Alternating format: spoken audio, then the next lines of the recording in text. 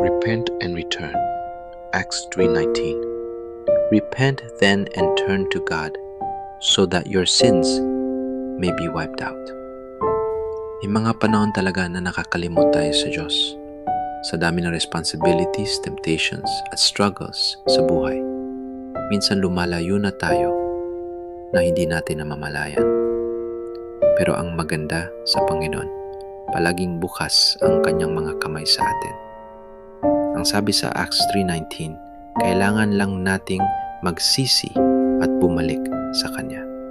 Hindi mo kailangang ayusin muna ang lahat bago ka lumapit. Ang kailangan lang ay pusong handang magsisi at tanggapin ang kapatawaran ng Diyos. Sa bawat pagbabalik natin sa Kanya, may bagong simula. Hindi tayo huhusgahan, kundi tatanggapin niya tayong muli ng buong pagmamahal.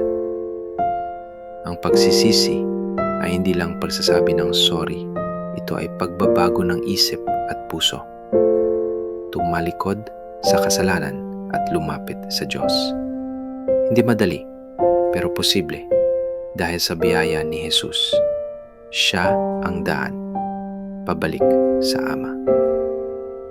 Kapatid, kung nakakaramdam ka ng bigat, guilt, o parang ang layo-layo mo na sa Diyos na yon, na ang oras para bumalik, naghihintay siya. Tara, manalangin tayo.